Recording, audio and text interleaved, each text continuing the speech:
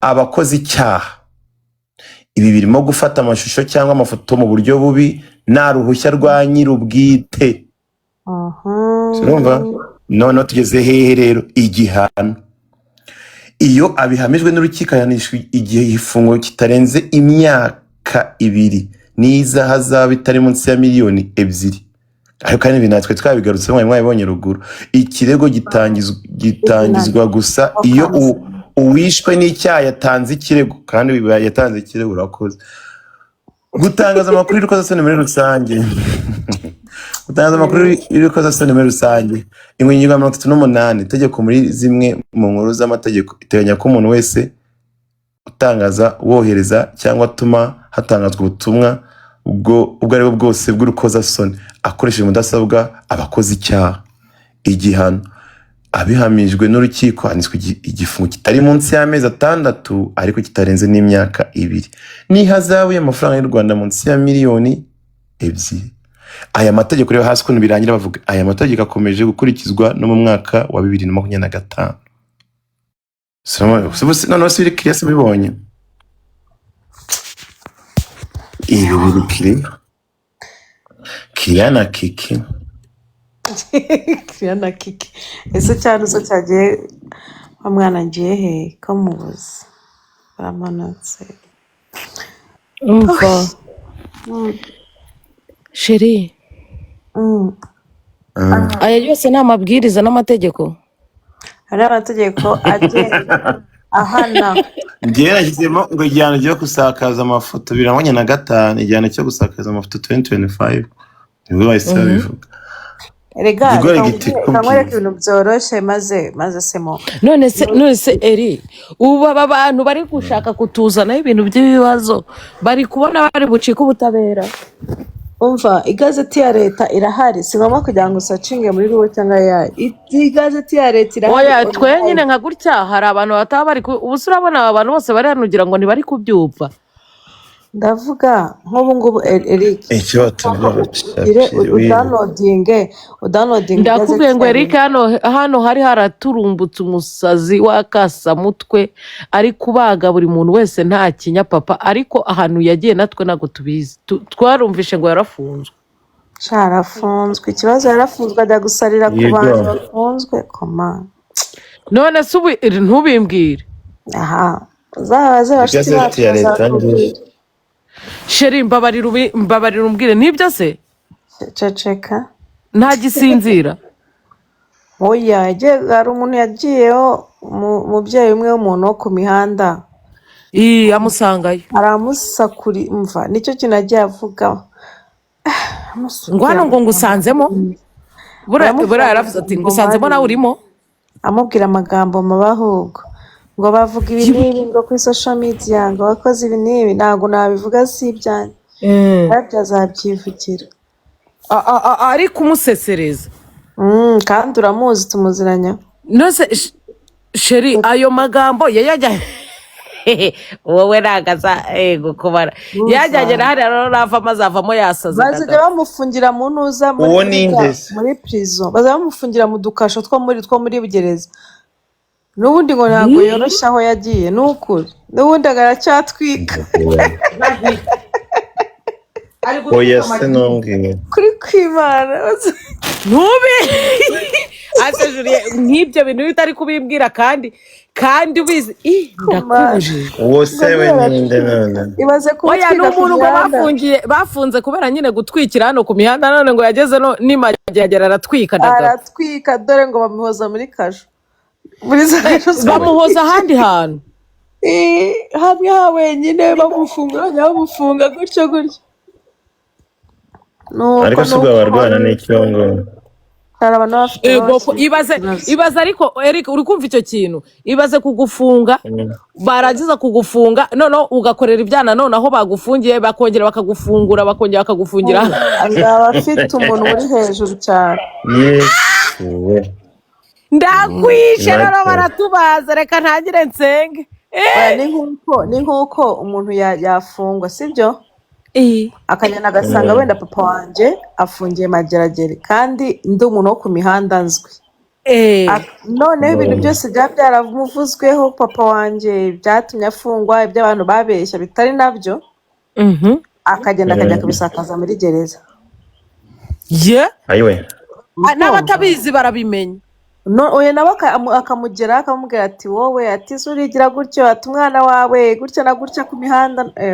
uwo ni nde se mana yanjye? ariko se ko bari kumwandika hano munsi ntabwo uri kumubona Eric? Ninde uwo se? Ni Kongoreza.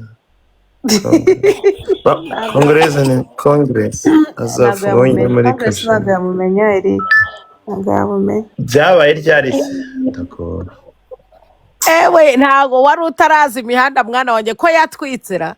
Yari atarazi Eric, yahoze ahubwo naba no kuri TikTok nta handi hantu uretse ko ngo yari azi kuri TikTok. Ntabwo amumenya kuri TikTok abantu bose mbabazi, ariko yarahasiribanze utabyumva. Ibaze kujya bahita bamufunga, arafunzwe. Yarahasiribanze. Ni umunyarwanda? Yego komana, azina kabishwe atukana mu kinyarwanda cyeruye.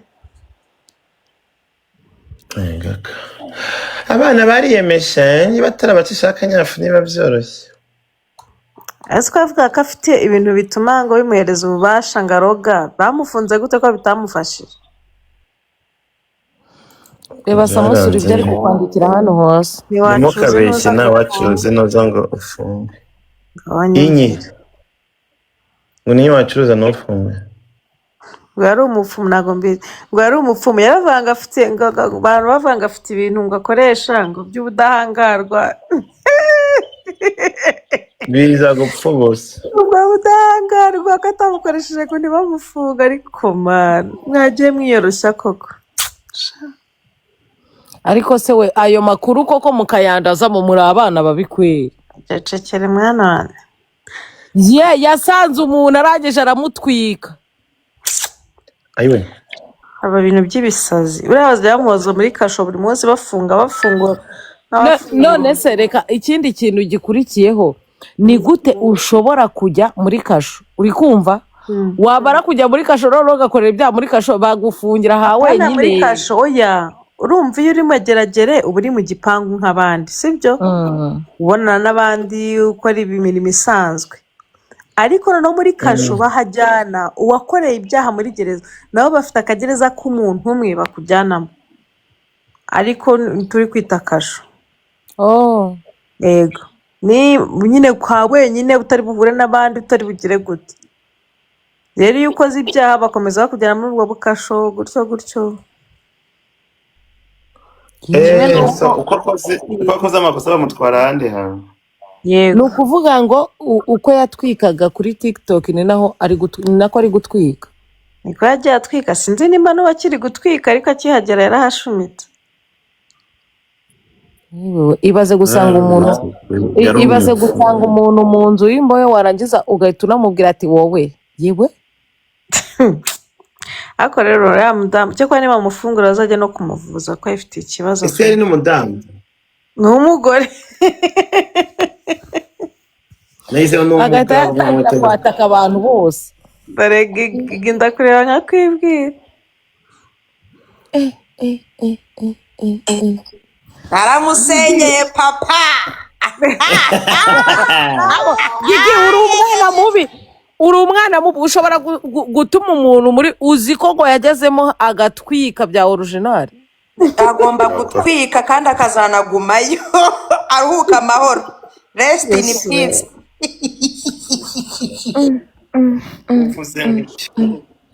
Eri, dore uwo mukobwa niwe wamufungishije. Umva ukuntu aje aseka. Umva kongera rest in peace rwose hariya kuko wari ukabije umunwa wari ufite wari uteye ubwoba. Umwana yatumye nsenga umuhenerezo. Amakuru mufite yakwegereje Imana. Nakubwiza ukuri.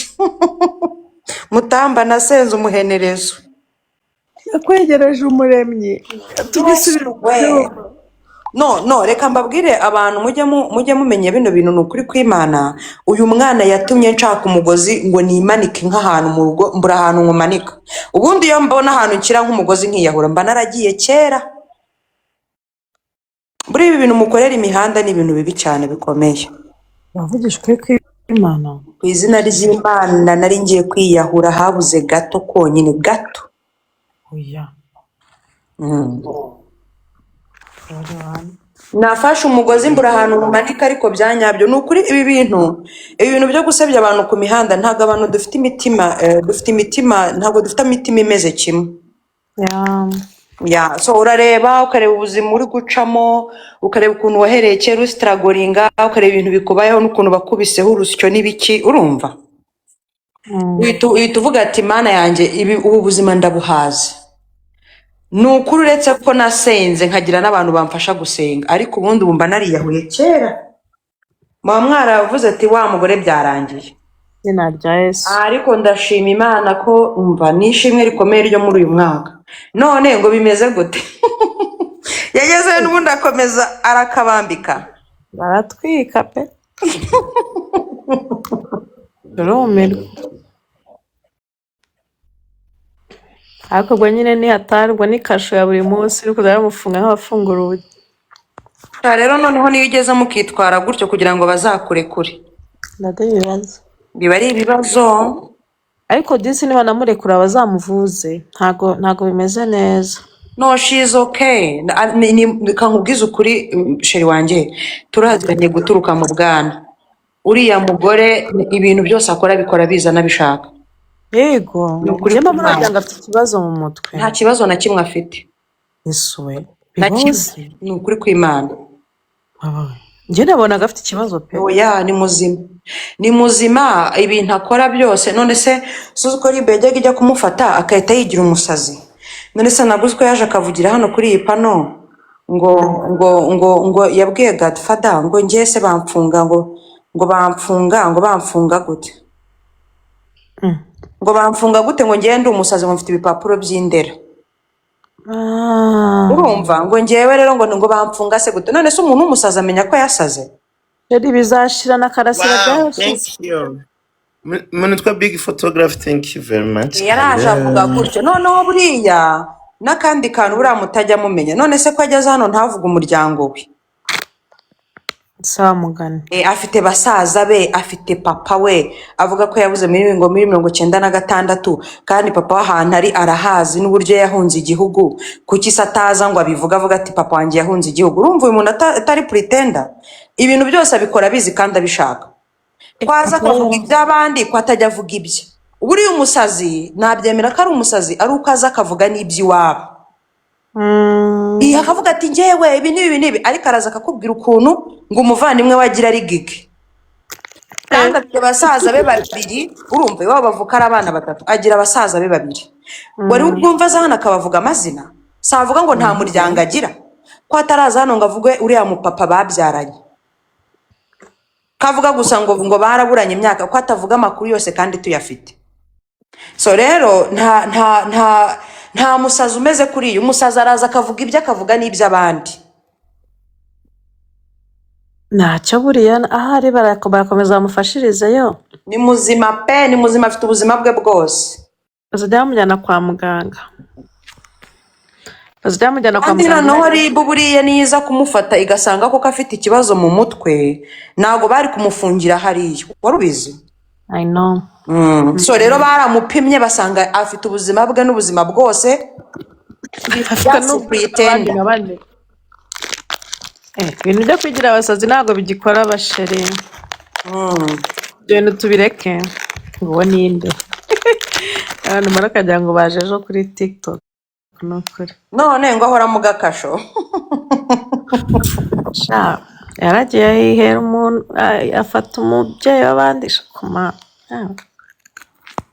Yakubise umuntu? Ntabwo yamukubise, nyine yaragiye akajya amushyira ibigambo. Akusega igi ntabyo uzi nawe? Ntabyo nzi, numbyumviye hano. Kanaye kuburekinga amakuru y'abandi pesa yanyishwe. Oya n'ubundi mwayavuze byarangiye ahubwo nimuyakomeze tuyumve. Oya nta navuga amana magana. Ndaza kubwira nyirayo kwihere n'inshuti yawe. Sibyo umuntu umubwira yampe pe, ayampe n'ukuri. Inshuti yawe rwose arakwihera. ese abantu bose ko bacecetse abemo barumva tukimara kumva ayo makuru twese duceceka na Eric yahise akuraho kamera. Eric wogoshe Aiza Sherem Wow. Aiza, thank you. Narogoshe shu. Yigopye. Ariko umeze neza. ngenda nemubereye Wateretse ubwanwa. Oya birakubereye Eric nta kintu kitamubera narumiwe. Hello. hello na hello Shakakoze Eric ndamumva niwe waje. hello na hello Yarari kutubwira impamvu na bino bintu bibaye yarari kuduha amakuru yanuze yuko yifunga nifungurwa n'ukuntu bigenda byose.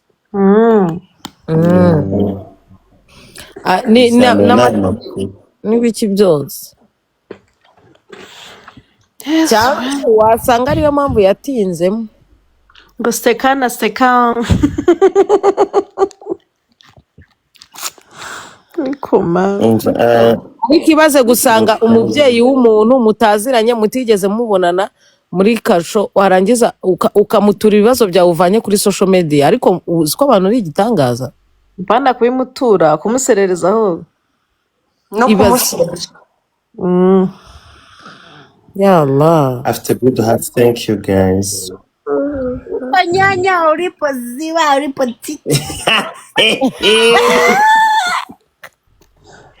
Janine barakudeti kandi yarahari byanze bikuze. Shikaji. Urakoze. Bukabaye abaya yica ugasonga bwo yavuga ati ni iki gikurikira. Erimba nubwo mba nicaye ku gasonga bugari gusa. neza dere Jose Shao ise ko nkunda Eric cyane Oya aca bugufi. mama nashaka kufi wakunyereka Eric na Shemimana. Oya Eric akunda abantu umva nimukunda abantu. Eric abayibyagaguye umva icyakora Eric ufite abayibereye muri ibyo ngibyo nta kindi ntumubaze umutima mubi ntumubaze shitani ahiba ntabyo azi. nzaza kunywa champagne wawe wa mugore we. Ego tuzaze ja. Wow.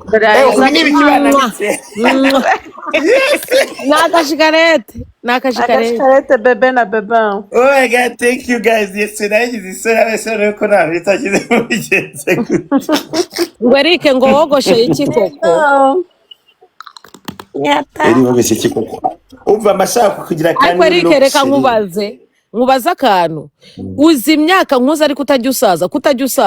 Uwo rufi umva ubengerana. Kwisekera ibera ubuzima bworoshe. Baravuze ngo ariko nono. Pese Eric no wagira ngo yicaye muri telefone. Baravuze ngo ataka n'ukuri kwa Mungu. Pite de poids y'ubwiwa ifite kwimana. Ego. Ufite ibintu byose rero wayi nta kintu kiba kitariyo. Office yanjye nayishyize muri ahantu bishyira na stock y'ibyo kunywa whatever inkweto ariko bari kumura akabati kuri kujya mbimanika inkweto like everything nyine mfite stock amaji wa mugore wese ubwo ujya ku ruganda barasapurayinga mu rugo n'amazi byose giyewe life nimba yo muri Amerika rega niyo nkomeje kubaho mu Rwanda ariko ni buryo usange kubaho ubuzima bwa nyakatsi kandi ukora amafaranga umva twereke iwawe turahakumbuye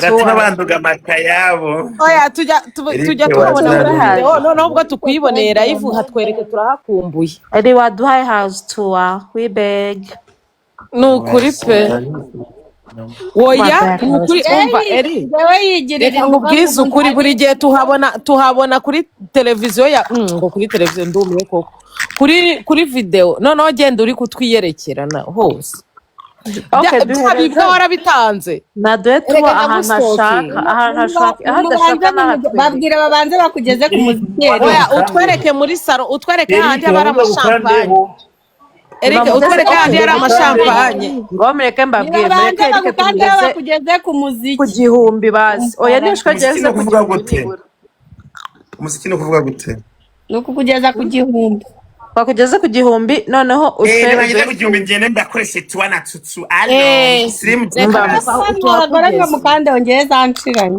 reka ngo dukada niba ndi nawe karimo urakoze ego uza muratanga utu tuntu muraza kumugeza umva ushamutange umva cyane iza kucumi na bacu wa penalty itangira ngo njyewe nakunze igihe yatwerekaga ubwoko bw'amakarisa atunze n'ubu arabutwereka wiki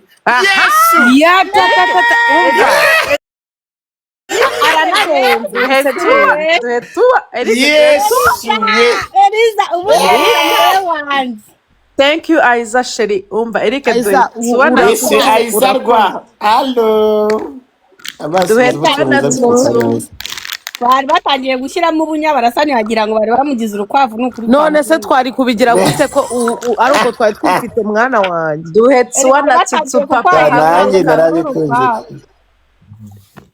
yesu mko munayisoni sino duhe ti haguruka duhe tuba na tutu ahera kuri tuba oya nta kibazo atwereka aho ashaka kutwereka atwereka handi hari amashampanye ubundi muratwereka n'amakarisi do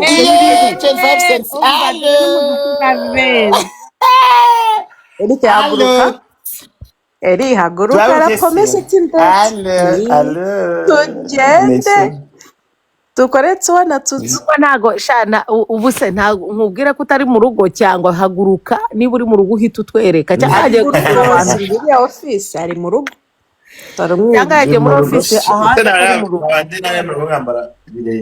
hello hello na haha hello na haha yes we have Mr. S